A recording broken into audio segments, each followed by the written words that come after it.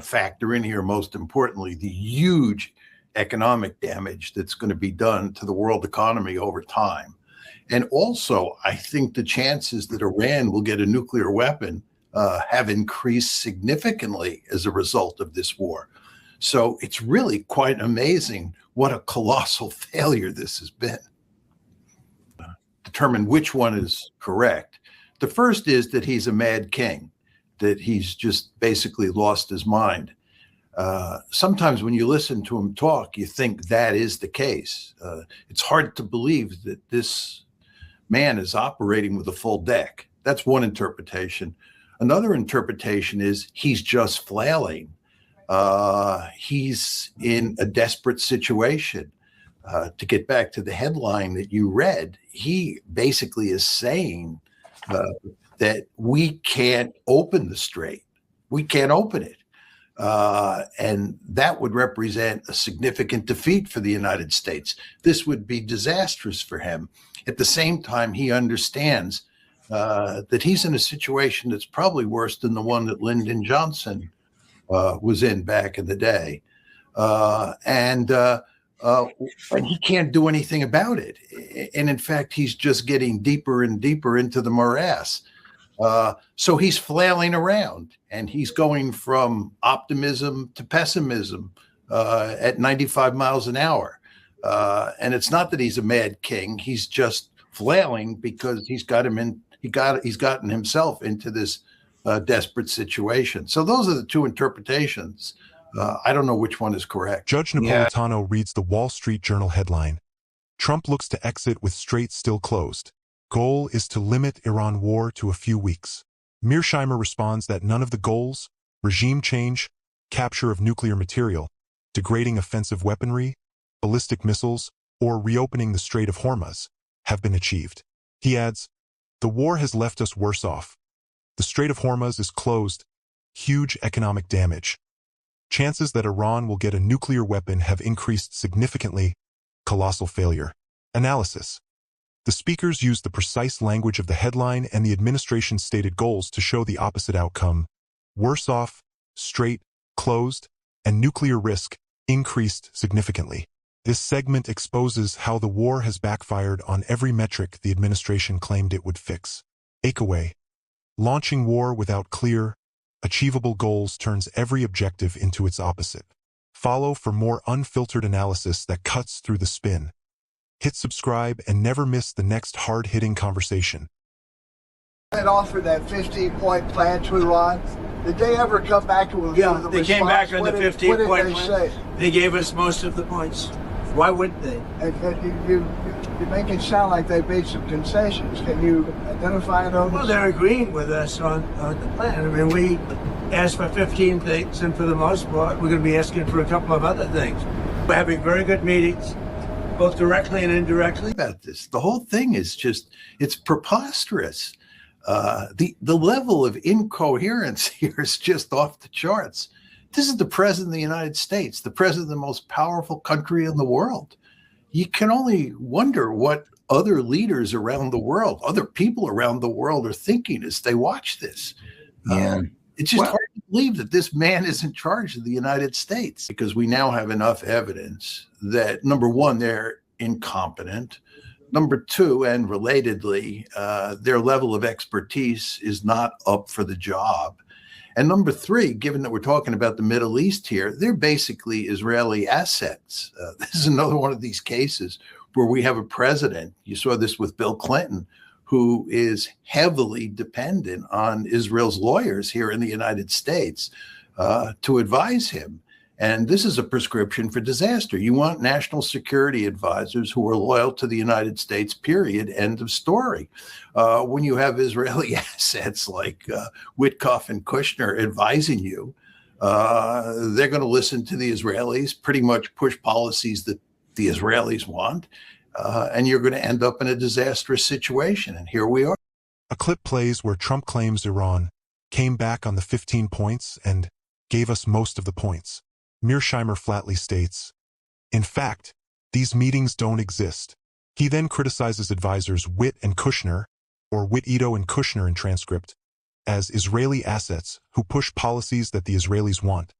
calling it a prescription for disaster because they are not loyal to the United States, period. Analysis. The segment hammers the exact phrases 15-point demand, these meetings don't exist, and Israeli assets to argue that foreign influence, not American interests, is driving the incoherence and escalation. Takeaway. When national security advisors act as foreign assets, American policy becomes a proxy for someone else's agenda. Subscribe now. Turn on notifications so you catch every episode exposing what the mainstream won't touch. Continue. And this is why Trump just can't walk away. He's stuck. And I think what's happening here, if you look carefully, is that Trump is going up the escalation ladder. I can't help thinking about Vietnam and how that war played itself out. You want to remember that LBJ took us to war in Vietnam, understanding full well that we were in deep trouble and that we did not have a winning strategy. I mean, the reason that we upped the ante in March of 1965, this is when the first combat troops landed at Da Nang, and this is when Rolling Thunder, the famous bombing campaign of North Vietnam, starts. That starts on March 2nd, and ground troops land on March 8th. But the reason that we're upping the ante is because we're playing a losing hand in Vietnam. And he thinks that he can escalate. He thinks he can control the escalation, and that somehow we'll figure out the magic formula along the way. I mean, that's what was really going on at the time. They didn't think they had a war-winning strategy. And this is the situation that Trump is in. He's involved, and he can't walk away. And it's in part because of the Israelis, but even if the Israelis weren't involved, this is the United States of America. It doesn't walk away from a fight. That mentality is hardwired into us.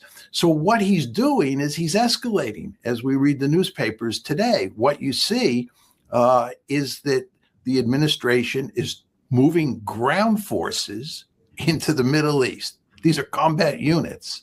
And we're talking about invading some territory that Iran now controls. We've seen this movie before. And at the same time, we're bombing away, and the bombing is not working. Again, we've seen this movie before. And once you get your ankle in the water, it's not long before you have your leg in the water. And once you get your leg in the water, it's not long before you're in water that's over your head.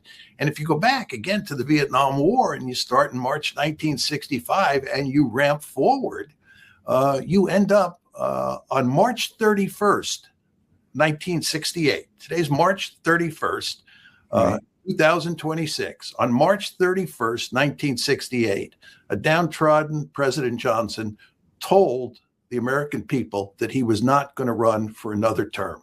He understood full well that Vietnam had been a disaster for him. And this is the path that President Trump is going down. He's looking for a way to win this. He's flailing around. Again, it gets back to the rhetoric where he goes from wild-eyed optimism on one hand to wild-eyed desperation on the other hand. He's looking for a way to fix this problem. And the fact of the matter is, he can't fix the problem. There's no military solution here. It gets back to your point a few minutes ago about how we're worse off today than we were before the war started. Right. It's quite remarkable. And there's no sign that things are improving. And I would imagine that he understands that, and his advisors understand that. And behind closed doors, there is wild-eyed pessimism about where we're headed. What? Napolitano asks what Netanyahu will do if Trump tries to stop the bombing. Mearsheimer replies the Israelis and Iranians will certainly continue, forcing Trump to stay in. He's stuck. He draws the direct parallel. I can't help thinking about Vietnam, LBJ, upping the ante, no winning strategy, escalation ladder. Analysis. The words stuck, escalation ladder, and the March 1965/March 31st, 1968 Vietnam timeline are invoked to warn that Trump is repeating LBJ's doomed playbook, starting with combat units and Rolling Thunder, bombing that only deepens the morass. Takeaway. Once you step onto the escalation ladder with no exit, history shows you rarely climb back down. Question. Is Trump walking the same path LBJ couldn't escape? Everything I've seen about General Kane tells me that he's a rational legal person who understands the limits of military force. Pete Hegseth is the exact opposite. I mean, the fact that Pete Hegseth is the Secretary of Defense or the Secretary of War, or as Chaz Freeman calls him, the Secretary of War Crimes, is a cause for great concern. Oh my God. I mean, this guy, he never even took Strategy 101, much less failed it. So I wouldn't be surprised if Hegseth is egging Trump on and telling him that, we can do wonders with these ground forces. That'll solve the problem. Well, but I imagine that General Kane, who has the benefit of advice from his fellow general officers and has all sorts of staffs advising him, that those people fully understand what's going on here, and that there's not a heck of a lot of daylight between most of them and you and me. That would be my surmise. As far as President Trump and boots on the ground, I don't understand why the base, which they have already, they understand, wouldn't have faith in his ability to execute on this. Look at his track record of pursuing peace through strength, America first outcomes. What he's simply saying, and it's exactly true, and I've said from this podium too, we're not going to foreclose any option. You can't fight and win a war if you tell your adversary what you are willing to do or what you are not willing to do, to include boots on the ground. Our adversary right now thinks there are 15 different ways we could come at them with boots on the ground. And guess what? There are. And so if we needed to, we could execute those options on behalf of the President of the United States. If he's whispering in Trump's ear and Trump's listening to him, what we'll do is go up the escalation ladder. And like LBJ. Like LBJ. It's very hard once you put your foot in the water to walk away, to pull your foot out of the water. It's just built into a great power like the United States. And when you add the rhetoric and the ideas that are put forth by the Pete Hegseths of the administration, and you also want to remember you have the lobby here pushing very hard to up the ante. The lobby does not want to lose. So there's a lot of pressure on President Trump, independent of those structural forces that are wired into the country, to up the ante. Are we going to lose? Are we going to accept defeat? This is the United States of America. We don't lose. We're winners. This mentality is very powerful. And walking away from this is going to be very difficult. And by the way, there's another whole dimension to this, because we're talking about the escalation that involves bringing ground troops into the conflict, American combat troops into the conflict. But we're also marching up the escalation ladder. The administration is moving ground forces, 2,000 soldiers from the 82nd Airborne, 5,000 Marines, amphibious assault ships. Mearsheimer details why it's impossible. Ships can't enter the Persian Gulf without being sunk. The 82nd can't reach Keshem Island without massive losses. General McCaffrey's clip agrees. No U.S. Navy warfighting vessel wants to be in the Persian Gulf. Nightmare. Diplomatic solution. Analysis. Concrete military terms. 82nd Airborne. Amphibious assault ships. Cruise missiles. Restricted maneuver space. Are used to prove the plan is operationally suicidal. Takeaway. Sending light infantry and giant ships into a missile-saturated shallow sea is not strategy. It's desperation dressed up as strength. If this analysis is hitting hard, like and subscribe and join the conversation that actually tells the truth. Mighty God, who trains our hands for war and our fingers for battle, you who stirred the nations from the north against Babylon of old, making her land a desolation where none dwell. Behold now the wicked who rise against your justice and the peace of the righteous. Snap the rod of the oppressor, frustrate the wicked plans, and break the teeth of the ungodly. By the blast of your anger, let the evil perish. Let their bulls go down to slaughter, for their day has come, the time of their punishment. Pour out your wrath upon those who plot vain things and blow them away like chaff before the wind. It was unthinkable that any Secretary of Defense would talk like that. And furthermore, it's just completely inappropriate. in a secular nation like the United States. People should be horrified by those comments. And the way he uses Christianity, oh my, you just don't, you're kind of left speechless when you. Right. But I do think that you remember Pope Innocent III, right? Pope Innocent III, he was the Pope around 1200. I don't personally remember him, no.